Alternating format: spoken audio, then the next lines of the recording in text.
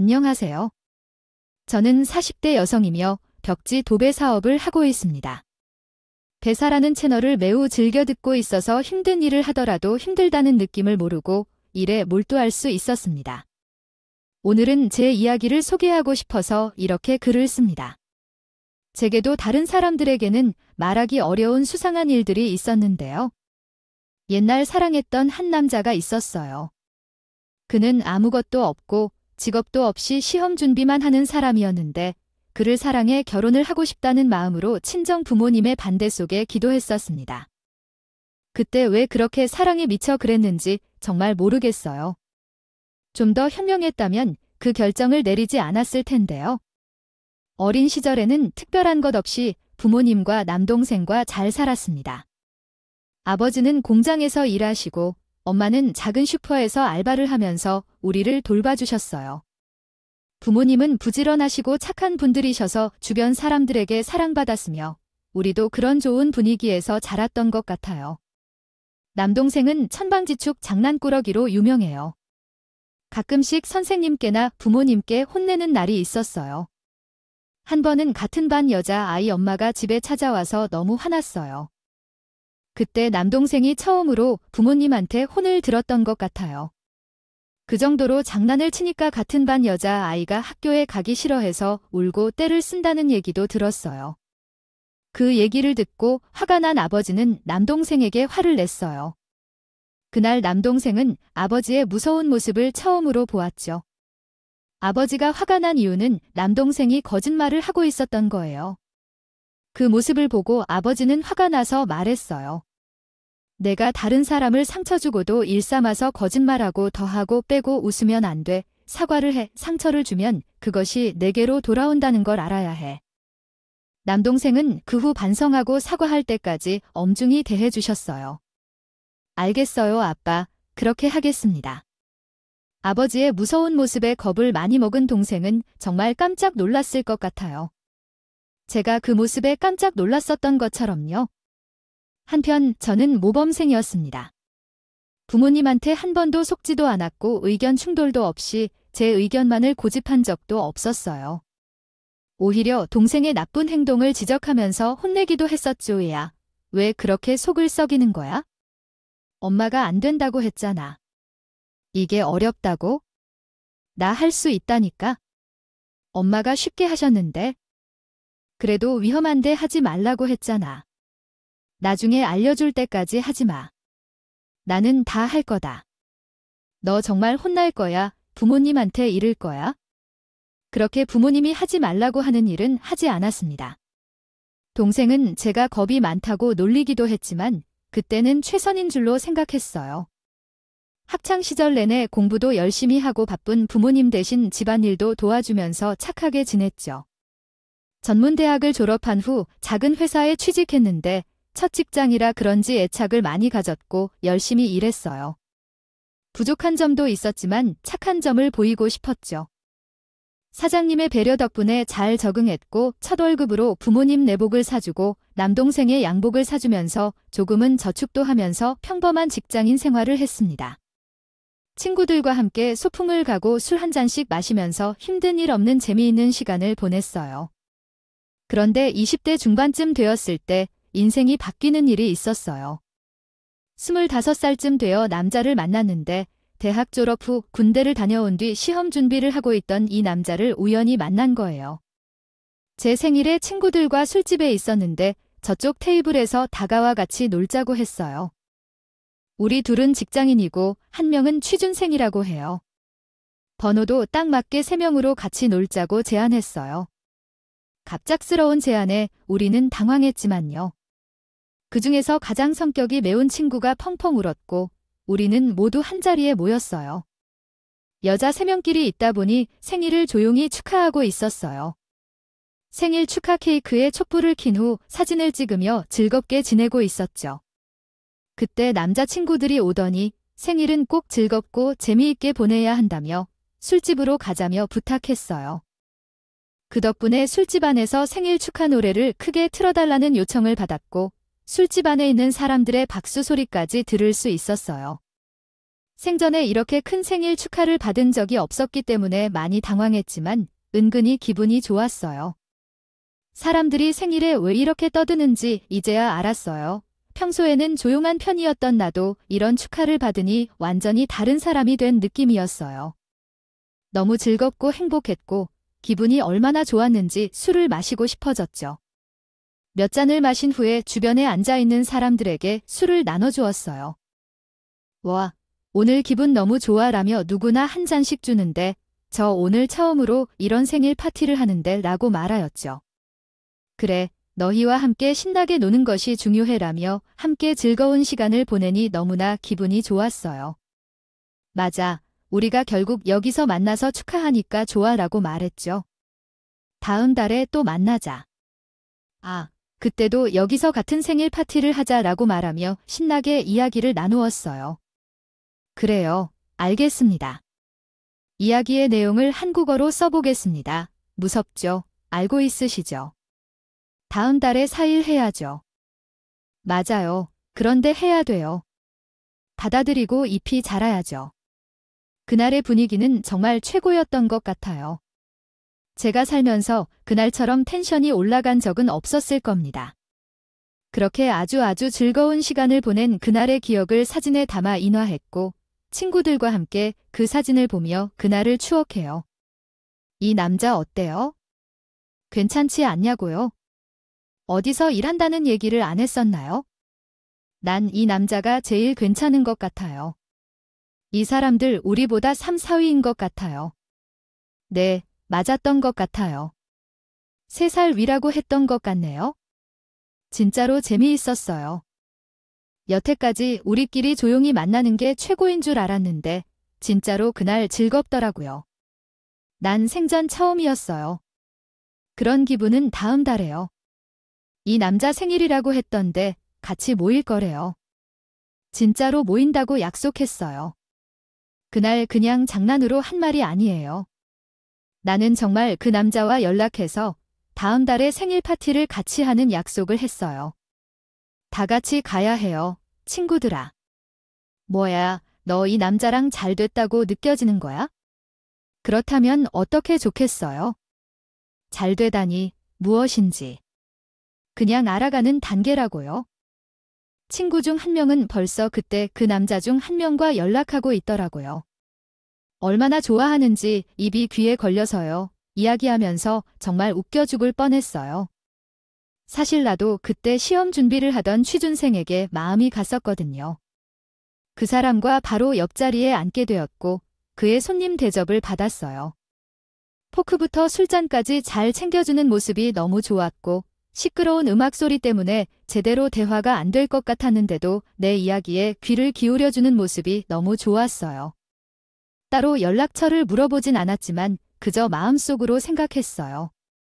마침내 그 다음 날 만났고 정말 그 남자의 생일 파티에 참석하게 되었어요. 친구들과 함께 화장을 하고 액세서리를 빌려주는 과정도 즐거웠어요. 날씨가 따뜻해져서 꽃무늬 원피스를 선택했고 바람을 쐬며 약속 장소로 향했어요. 그곳에서 그의 모습을 다시 만나게 되었는데 그의 모습이 더 세련되어 보였어요. 아마 그는 이번 생일 파티 때문에 특별히 신경을 썼던 것 같아요. 검은색 정장을 차례로 수정하고 머리도 왁스로 다듬고 왔습니다. 조폭 같은 분위기도 없는 것은 아니었지만 제 마음에 들어서 계속 눈길이 갔어요. 정말로 주셨네요. 감사합니다. 정말 오실 줄 몰랐는데 엄마가 오지 말래요. 소리 안 듣고 기다렸어요. 이거 실망이네요. 아니에요. 절단이 5분은 너무 고마워하는 뜻이에요. 오해하진 마세요. 결코. 미안. 저희 바쁜 여자들이라 오늘 특별히 시간 떼겠는데 이러다가 지루할 것 같아요. 잘 알지?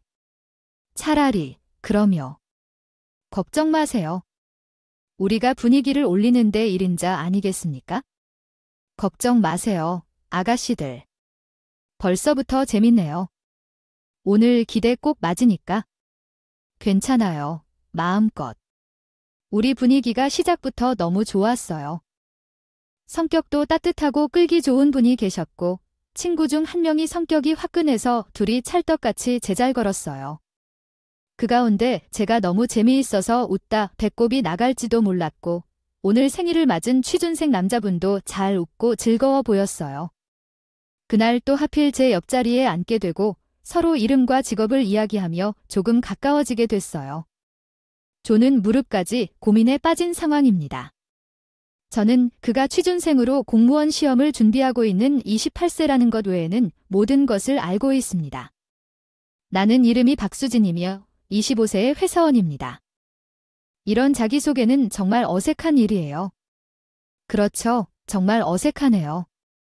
뭐를 좋아하시나요? 영어를 좋아하시나요? 아, 그럼 영화를 좋아하시나요? 영화를 보면서 팝콘을 먹는 것을 더 좋아하시나요? 그렇군요. 저도 그렇습니다.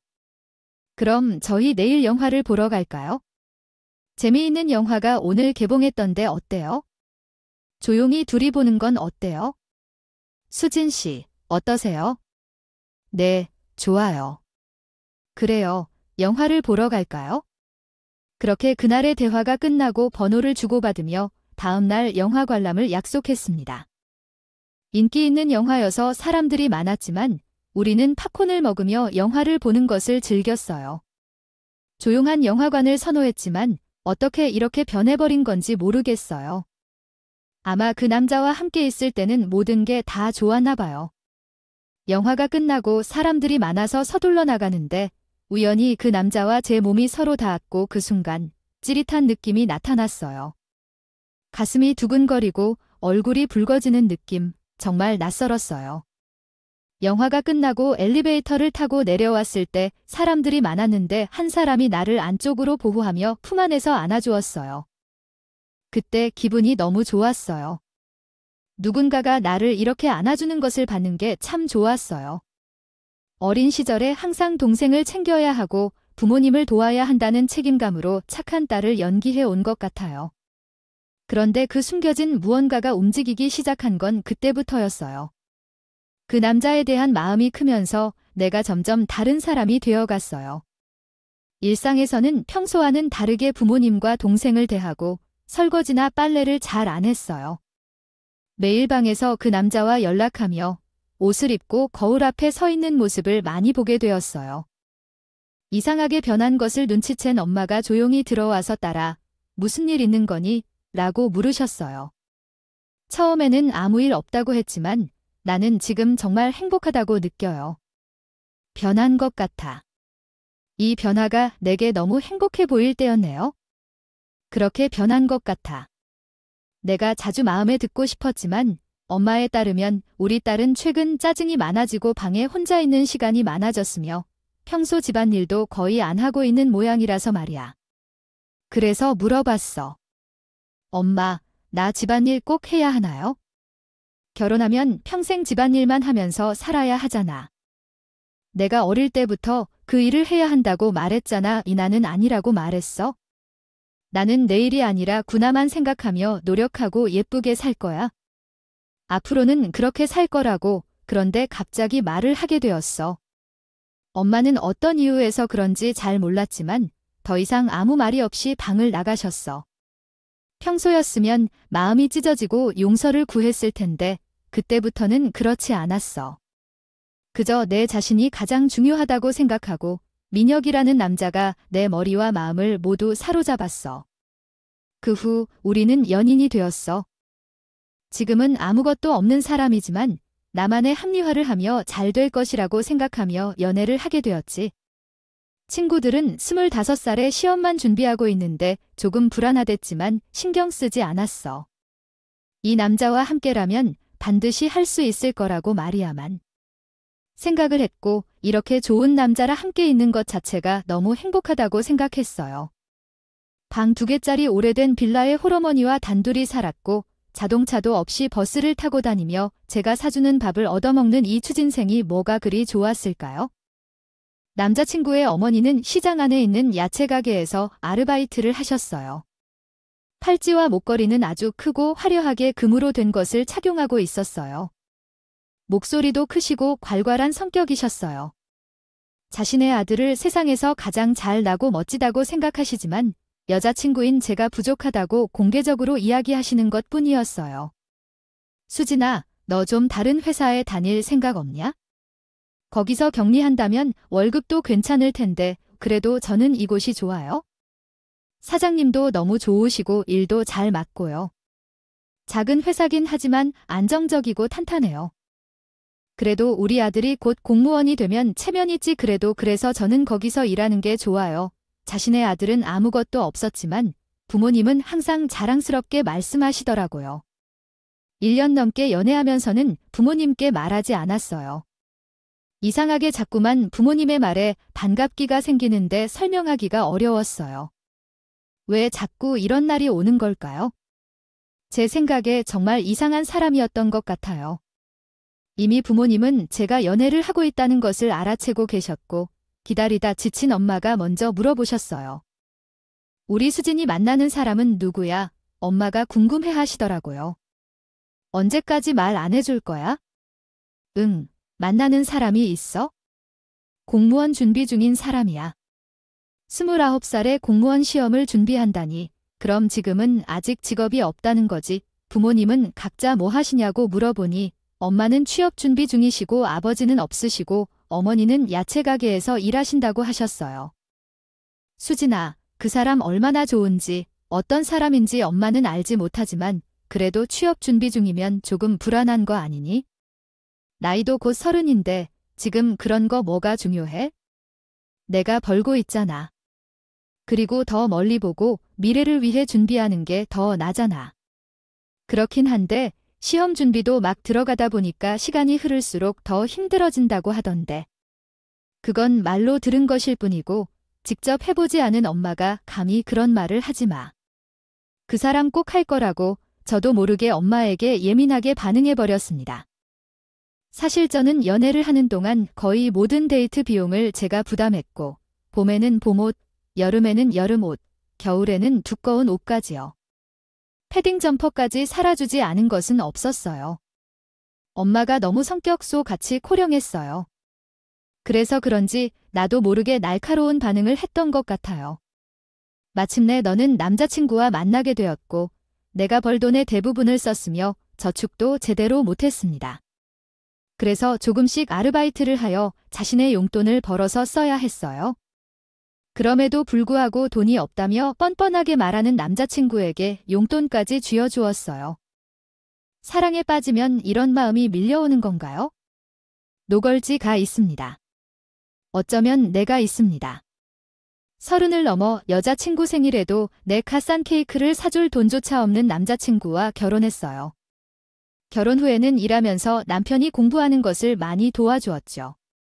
공무원이 되면 내가 할 일은 다 같이 해줄 테니 더 미래가 밝아질 거예요. 현재 살 집이 없어 시어머니와 함께 살며 목적 바람이 남편에게는 인고 할 수 없었습니다. 그리고 결혼하면서 어마어마한 반대에 부딪혔어요. 있는 결정을 했다는 것을 알아야 했다고 생각합니다. 저는 증명하고 싶었어요. 이 남자가 공무원이 되어서 든든한 가장의 역할을 하는 것을 너무 보여주고 싶었던 것이죠.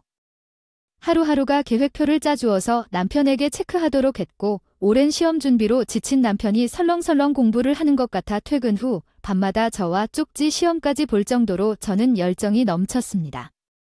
시모는 자신의 아들을 잡는다 나무라 나 하시면서 저에게 무서운 관계라고 표현을 하셨지만 저는 아랑곳하지 않았어요. 오로지 남편의 공무원 시험 합격을 위해서라면 무엇이든 해야 했거든요. 친전 부모님과의 사이도 좋지 않으신 것이 다 남편의 무능력한 때문인데 이걸 빨리 해결하는 것이 세상에서 가장 중요한 상황이잖아요. 결혼 후 2년을 아이도 갖지 않은 채 그렇게 남편의 공부에만 매달리며 집안의 모든 생활비를 벌었습니다. 지모는 결혼 후 함께 살면서 제가 벌어다 준 돈으로 개도 내시고 동네 지인분들과 술을 마시고 혼자서 사는 것이 외롭다며 콜라텍에 나가서 남자들이랑 놀아야 한다고 하시더군요. 가장이자 며느리이자 아내의 역할까지 다 했던 저는 지칠 대로 지쳐 나중에는 몸살까지 걸릴 정도였습니다. 다행히 남편은 결혼 2년 만에 드디어 9급 공무원의 시험 합격 소식을 전해왔어요. 지금 우리 상황에서 가장 중요한 부분이 해결되자 저는 날아갈 듯이 기뻤습니다. 이혜지, 진짜 너무 고생 많았어. 당신도 이제 담당한 공무원이니까 어디서나 기죽지 말고 떳떳하게 말해 봐야겠어. 나는 입사시험에 합격해 오늘 맛있는 소고기를 살 테니까. 우리 끝나고 만나자. 내가 안다. 내가 하고 싶은 대로 다 해. 나도 그렇게 하고 싶어. 시험 합격하면 하고 싶은 것 다 할 수 있다고 했어. 정말 우리 차 사고 싶다. 맨날 버스나 지하철 타는 것 지루해. 돈은 충분히 있고 생활비도 따라온다. 조금 상환해서 그 뒤에 자동차 사야겠다. 아이도 없고 긴 시간 고려해본 결과 가득 찬 통장과 함께 차를 사고 싶다는 결론 내렸다. 아주 잠시만 더 참고 나 자동차로 출퇴근하고 싶다. 매일 버스나 지하철 타고 다니는 것 지치고 싫다. 아내를 설득하고 남편은 공무원이 되자 그날을 축하해 주었다. 남편은 아직도 순수하고 이상한 생각이 많이 나오는 사람이야. 생각이 좀 짧고 부족한 면이 있어서 때때로 이상한 행동을 해. 예민한 남편 건드리고 싶지 않아서 그냥 넘어가는 게 나은 경우가 있어. 내 마음속에 생각하고 있던 일들 중에 특히 조금 곤란한 상황이나 얼굴이 빨개지는 일이 생겼을 때는 언제나 뒤에서 도와주는 습관이 있었어요.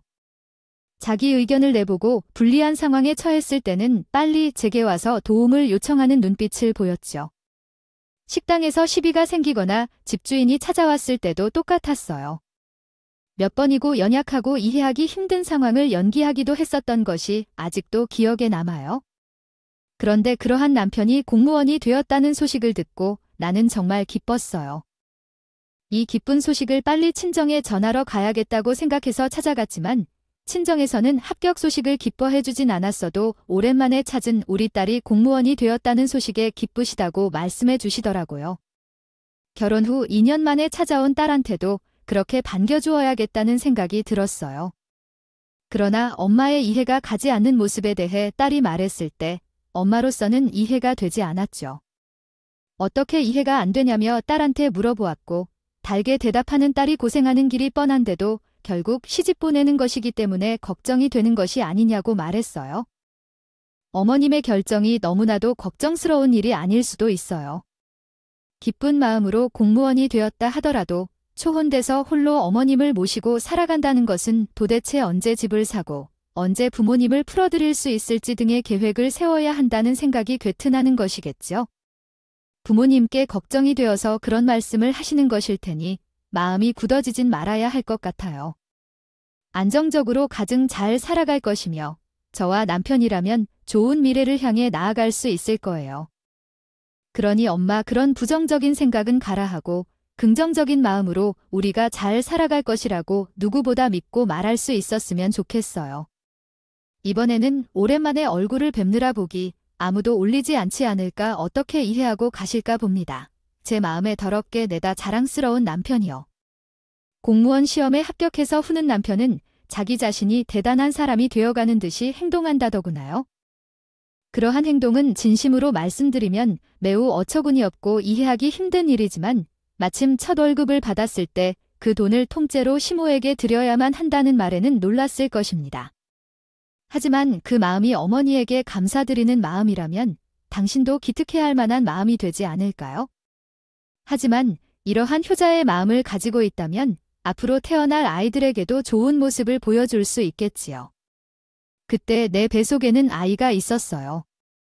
남편은 그 사실을 알고 있는데도 정신 못 차려 하며 아이 같은 행동을 했어요.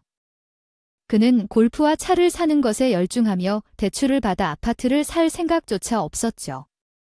남편의 돈만 쓰며 허황된 삶을 살던 중 난임 치료를 받은 끝에 아이를 낳았고 다시 회사로 돌아갔어요.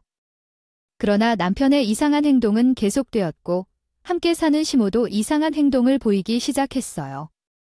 시모는 시장 상인들과 모임을 가지며 돈을 허투루 쓰는데 처음에는 몇만 원 정도였지만 나중에는 수백만 원, 수천만 원까지 불어났어요. 그 사실을 알게 된 개들이 우리를 비난하며 괴롭히기 시작했고 내가 모아둔 적금까지 시모의 빚을 갚아주게 되었어요. 즉각적인 조치를 취하지 않으면 시모가 큰 곤경에 처할 것이라고 생각해서요. 날리며 뱅뱅이 치며 시모에게 돈을 주었고 나머지 부족한 돈은 매달 50만 원씩 내가 채워 넣기로 했어요. 서두르지 마세요. 이야기를 다시 시작해보죠. 시모는 정말 뻔뻔한 사람이었어요.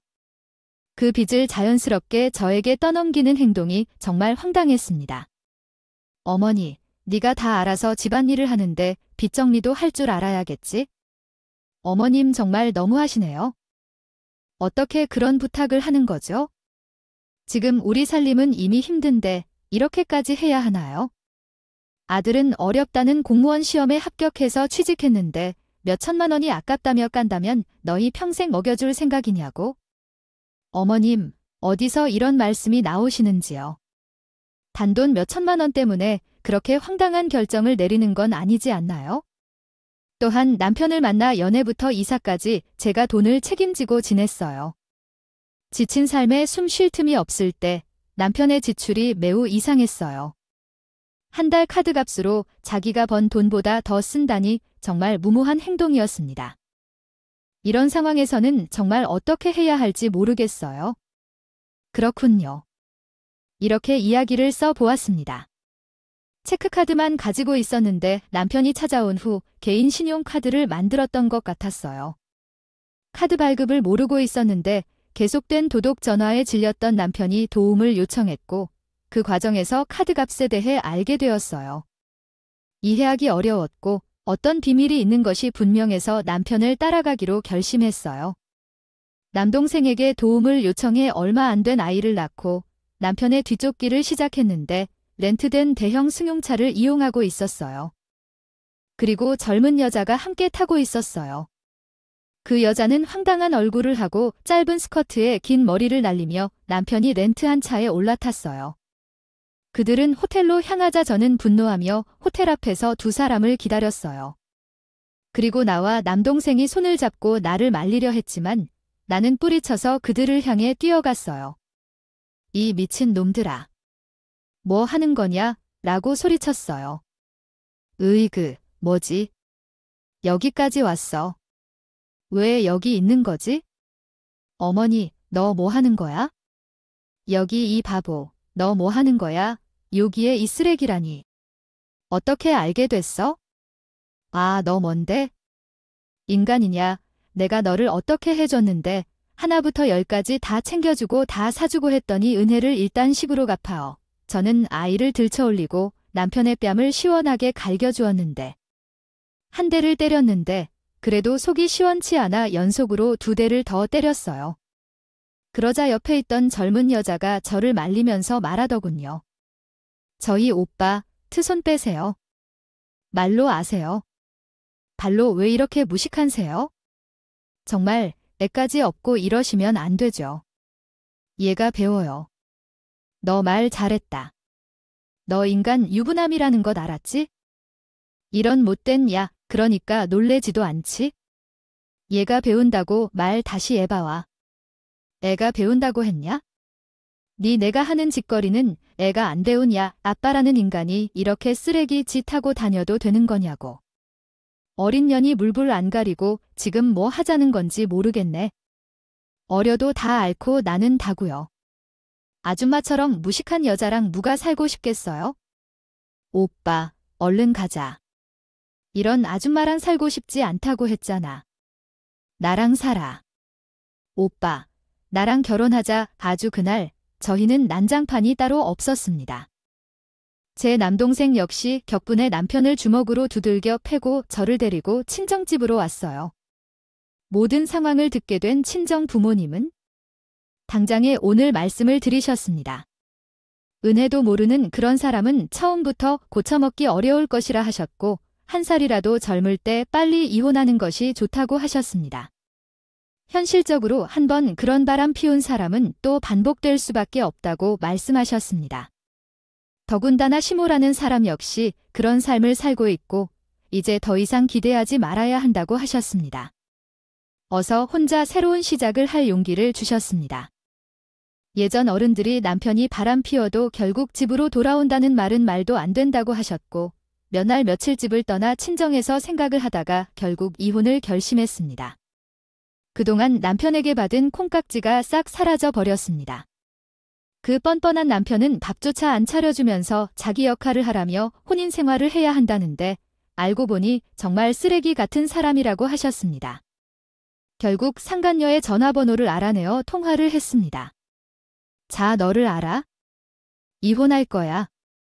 너는 잘못을 모르고 오히려 기뻐할 것이야. 나를 버린 남편과 살아가고 싶다니 너 결혼해라. 제가 적당한 한국어 번역을 제공해드리겠습니다. 어머, 세상에 하필 말씀이 이렇게 무례하게 하시네요.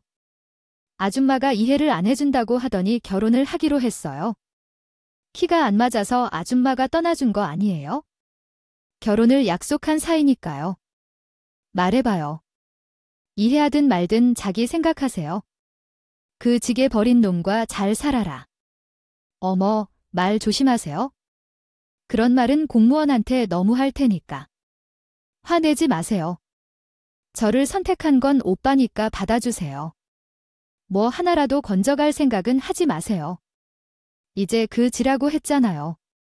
뻔뻔한 상간녀 같다. 남편이 공무원이면 좋은 차를 타고 돈이 많은 줄 알았겠죠. 김칫국 냉채를 물어버렸습니다. 정말 통쾌할 거예요. 빚쟁이에게 자동차도 카드로 빌리고 렌트비조차 못 갚는 처지인 줄 알았겠죠. 심호빚은 꿈에도 생각하지 못했을 거예요.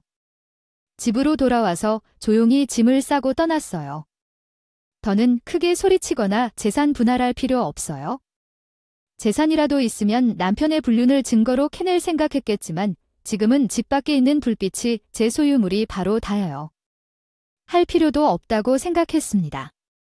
그래봤자 제 혈안만 오르고 에너지만 쏟는 것이니까요. 저는 그렇게 이혼을 했습니다. 재산 분할이 고 뭐고 할 것도 없이 합의 이혼으로 양육권을 제가 가져오기로 했죠. 시모나 남편은 아주 젊고 어리고 몸매도 좋은 여자를 만나게 되니 입이 해벌쭉해져서 기분이 몹시 좋은 것 같더라고요. 저 괜히 우리한테 딴 도마 빠라고 만드는 꼬라지는 하지 말아라.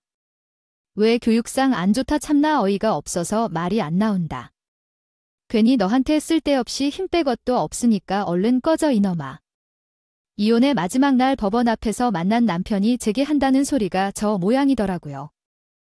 지가 한 짓은 생각도 못하면서 말이죠.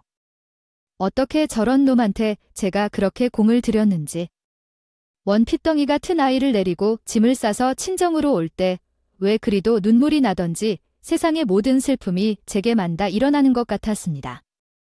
죽일 듯이 미운 놈이라서 후련할 줄 알았는데 참 사람의 마음은 그렇게 단순하지만은 않은 것 같아요. 눈물을 흘리며 친정으로 돌아왔고 친정 부모님이 그 누구보다 저를 따뜻하게 받아주셨습니다. 결혼하면서 제가 좀 속에만 있어 켰는데 그 모든 것을 다 이해해 주시고 세상 누구보다도 많은 용기와 후원을 해주셨어요. 아이가 너무 어렵기에 일단 아이를 양육하는 데에 가장 우선순위로 삼으며 한 1년은 지친 몸과 마음을 회복하며 그런 것 같습니다. 책도 조금 읽고 많은 생각을 하면서 나와 내 아이를 위한 시간을 보낼 수 있어서 좋았어요. 그렇게 1년 정도를 지내면서 조금씩 마음의 평화를 찾게 되었고 그 후에 새로운 일을 시작하기로 결정했습니다. 제대로 된 직업을 가지고 싶어서 회사에서 새로운 기술을 배우는 것이 좋을 것 같아요. 아이를 혼자 키우기 위해서는 능력 있는 엄마가 되어야 하니까요. 주변에서는 바리스타나 제과제 빵사를 추천해 주었지만 저는 도배사가 더 마음에 들었어요. 예전에 젊고 예쁜 여성이 도배사로 일하고 있는 모습을 봤는데 정말 멋지게 보였거든요. 그리고 일할 때 몸을 많이 사용하여 힘든 고생을 하고 싶다고 생각했어요. 가끔은 그냥 일하면서 생각이 많이 없이 달려갈 수 있는 일을 하고 싶었어요. 그 여자분도 좋아하는 음악과 라디오를 들으며 일을 한다고 하더라고요. 따라서 도배사의 세계를 알아보고 부모님께 아이 돌봐주는 동안 열심히 배우기 시작했어요. 처음에는 아무나 할 수 있는 일이 아니라고 생각해서 포기하려 했지만 미래를 위해 최선을 다하기로 마음먹었어요. 몸살이 거의 없고 근육통도 심지 않아요. 지금은 약까지 먹지 않고 잘 지내고 있습니다. 먹으며 일을 배웠죠. 그리고 2년이 지난 후부터는 정말 이 일을 사랑하게 되었답니다. 보수도 정말 괜찮았고 전문적인 일인지라 아무나 할 수 없다는 자부심도 갖고 있었죠. 그렇게 열심히 도배사로서 성장하던 어느 날 모르는 번호로 전화가 한 통 걸려왔습니다. 초아, 저 기억나세요? 저예요. 저 바보같이 당신 남편 빼앗아 결혼한 여자예요. 누구요? 어머나, 아니 갑자기 웬일로 그때 왜 말씀 안 해주셨어요? 빈털터리, 빚만 잔뜩 있는 사람이라고요. 공무원이면 뭐예요? 생활 미란 갚을 빚이 월급보다 훨씬 많은걸요. 그리고 저희 시모, 원래 이런 사람이에요. 저보고 포지 멀쩡해서 돈도 안 번다고 얼마나 잔소리를 하시던지 저 정말 몰랐어요. 진짜 몰랐다고요. 아니, 울지 봐요. 무슨 일인지 모르겠지만 나한테 전화를 걸 일은 아닌 것 같아요. 당신네를 좋아서 그렇게 다 해놓고 이제 와서 나한테 왜 전화를 해서 그런 말을 해요? 난 그런 말 듣고 싶지도 않고 관여하고 싶지도 않아요. 제발 저 좀 구해주세요. 그놈의 인간이 하다 못해 또 직장에 있는 다른 한테 눈이 뒤집힌 돈을 낭비하고 그러다니까요. 정말 좀 미쳤다고요? 어떻게 이런 사람이 내게 중요한 사람인 것처럼 대하냐고 말 좀 제대로 해주시겠어요? 당신 자식들이 그렇게 나쁜 짓을 하고 다니니까 내가 벌어낸 거라고 말했잖아요. 내가 선택한 거라고 하니까 그럼 한 번 바람 피워서 처자식을 버린 사람이 두 번은 안 할 것 같았어요. 평생 당신 하나만 사랑할 것 같았지 사람의 인생이 그렇게 다 내 맘대로 되지 않는다고. 이제 나는 그 집안과 얽히고 싶지 않은 사람이니까 전화 끊을 거예요.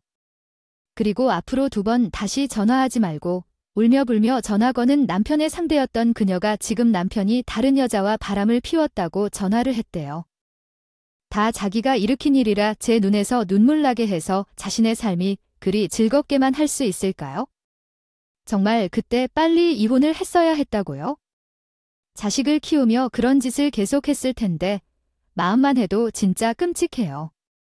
현재 저는 부모님과 아이를 키우며 전문 도배사로 일하고 있고 생활비를 친정에서 내고 적금을 쌓아서 독립을 준비하고 있어요. 적어도 아이의 미래에 필요한 것을 다 제공하고 싶어서 열심히 일하고 있어요. 한 번 저를 만난 사람들은 꼭 다시 누군가가 나를 소개해줄 만큼 꼼꼼하게 일을 해주고 있기에 그는 바쁜 도배사가 되었습니다. 그는 누구보다도 행복한 싱글맘으로 앞으로도 열심히 살아갈 것입니다. 여러분도 힘든 일이 있으시더라도 행복하게 씩씩하게 잘 버텨나가시길 바랄게요. 제 이야기는 여기까지예요. 끝까지 들어주셔서 감사합니다. 신이 비염